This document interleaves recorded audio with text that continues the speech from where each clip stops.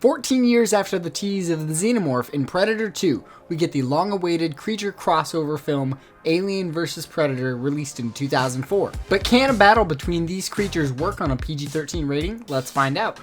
What's up, everybody? It's Carter here, and if you're new to the channel, welcome. I love to talk anything and everything movie related. If I'm interested, I will talk about it, but currently we are talking everything Predator related. We are reviewing every Predator solo film as well as both films in the Alien and Predator franchise, leading up to the release of Prey on August 5th on Hulu. I have a Predator comic book giveaway that is live right now. You can still enter into that, so I will link that down in the description below, but please go check that out, and then let me know your favorite kill from Alien vs. Predator down in the comments below. But let's get into Alien vs. Predator. An expedition of archaeologists on Earth discover an Aztec temple hidden under the Antarctic Circle, housing a host of alien creatures. A group of coming-of-age predators have also come to the temple, as it has long been a training ground for their race. From there on, it's aliens versus predators, with the humans caught in the middle. Okay, on to the directing for this film. Let's get into it. This is directed by Paul W.S. Anderson, who you guys might know directed the original Mortal Kombat, as well as Resident Evil and the Death Race film, which all kind of tonally seems like a good choice for the time to direct Alien vs. Predator.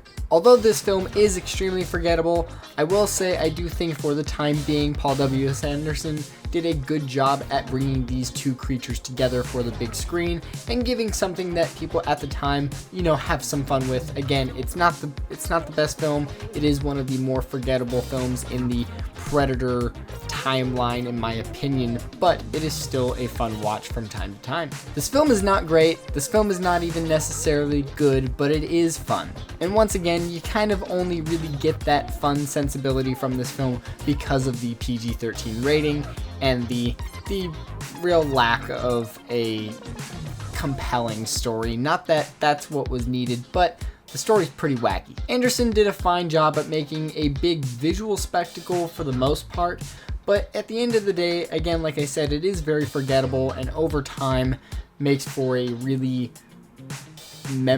not memorable experience. Every time I watch this film, I'm like, oh yeah, I forgot that this happened, which again can be a good thing, can be a bad thing, because you can throw it on and just have some fun, but it really doesn't hold much rewatch value in my opinion. As for the cast and the characters, all of these characters are forgettable. Let's talk the two main creatures though, the alien and the predator, as obviously they don't, talk, they don't really do much. I guess the predators, they could replicate the humans' voices if they wanted to. I don't believe they did in this film, but it's a fine interaction between the two creatures. They look great. All of the practical work on the alien and the predator look fantastic. That's the one thing that you can take away from this film, is that all of the close-up shots look fantastic. The creature work looks great in this film, especially compared to the sequel, because the sequel is notoriously known for being so dark. It's just so literally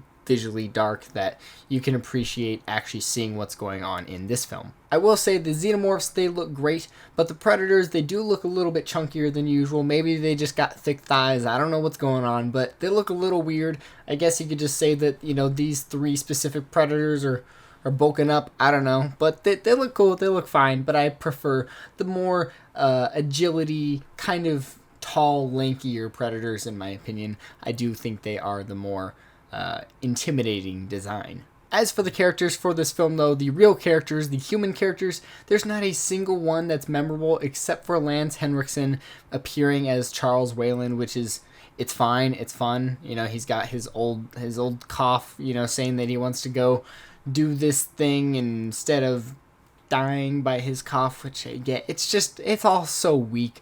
But yeah, he's the only memorable character, and that's including our lead actress, which I can't remember her character's name. I think it was possibly Lexi. Maybe that's right. But Lance Henriksen wasn't memorable for playing Charles Weyland. He was memorable for appearing as, hey, it's Lance Henriksen in an Alien film again. And, he's one of two people to have been killed by the alien, the predator, and something else. Why can't I think about it? the Alien, the Predator. Our protagonist, Alexa Woods, played by Sanaa Lathan, I hope I'm pronouncing that right, does a fine job again, but it's very forgettable film, very forgettable dialogue, very forgettable moments with these characters. Speaking of forgettable, we have the actual story for the film.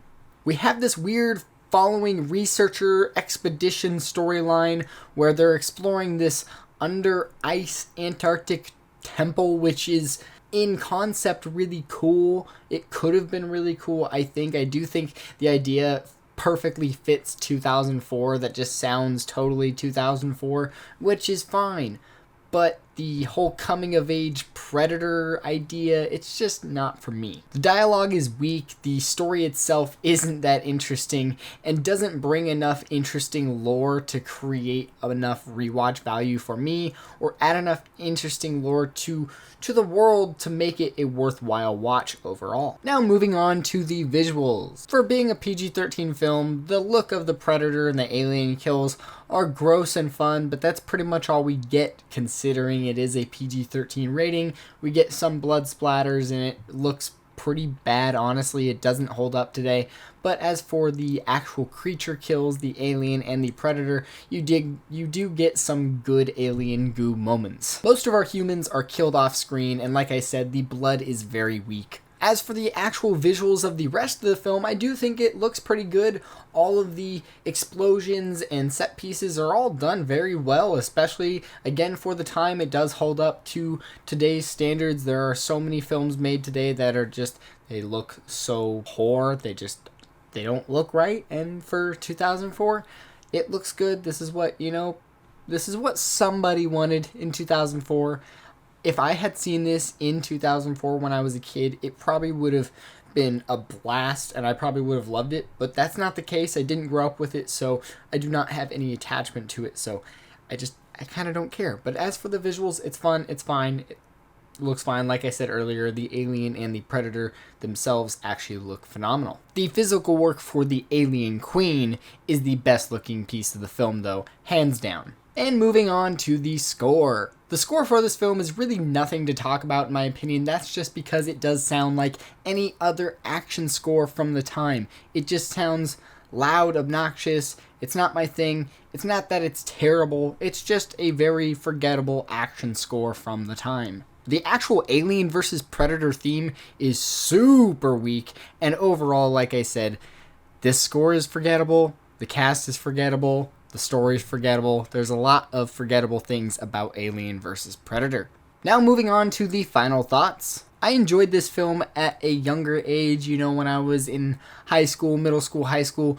But again, I kind of even wish I had seen it even younger because the enjoyment for this film didn't last long for me. I don't personally feel like I need to see this film for a very long time.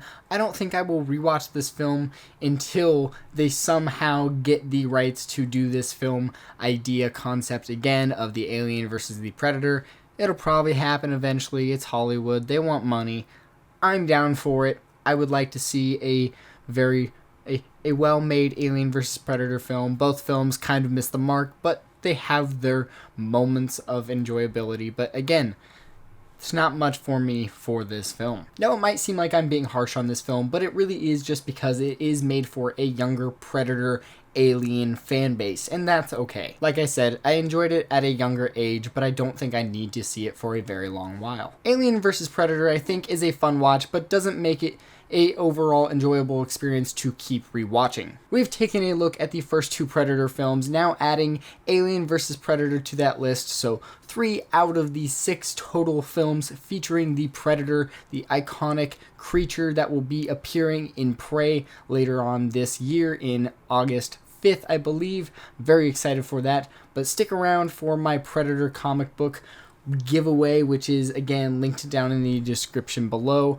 Let me know what you guys think about Alien vs. Predator down in the comments below. Do you guys enjoy it? Do you guys think it's trash? Is it rewatchable for you? But next up to review, we have Aliens vs. Predator Requiem, the film that you can't see even with 20/20 vision. But thank you guys so much for watching. Please be sure to comment down below what you guys think of Alien vs. Predator. And again, check out my Predator comic book giveaway available until August 6th.